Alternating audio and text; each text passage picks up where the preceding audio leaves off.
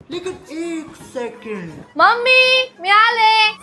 अय्या आलीस तू? हो मम्मी. आणि हे बघ मी केवढी मोठी बॅग घेऊन आली आहे. आता मी मस्त पैकी 15 दिवस इथेच राहणार. हे बरं केलंस तू. आता तू आलीस तर तुझ्यासाठी मी मस्त पुरणपोळी बनवते. एक काम कर, पटकन कपडे चेंज करून ये, मग आपण बसून मस्त गप्पा मारूया. हो मम्मी मी पटकन येते.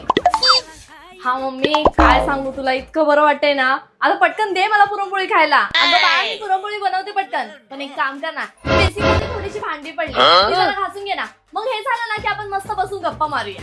हा मम्मी ठीक आहे. मम्मी झाली माझी भांडी घासून, आता दे मला पुरणपोळी खायला.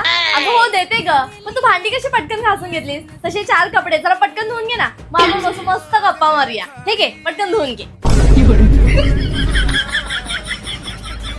और अभी तो रुको. अगं बाळा झाले कपडे, एक काम कर ना पटकन झाडू मारून घे ना. आणि तो वरती बघ ना किती धूळ साचली, माझा हातच पोचत नाही, ते पण साफ करून घे. आणि हे झालं ना की आपण मस्त बसून गप्पा मारूया. हे घे. अगं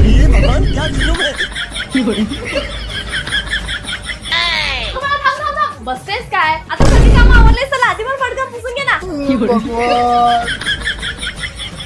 अरे बापरे काय बोलताय सासूबाई, तुम्हाला बरं नाही वाटत आहे? नाही नाही मी इथून लगेच निघते. हो हो येते येते.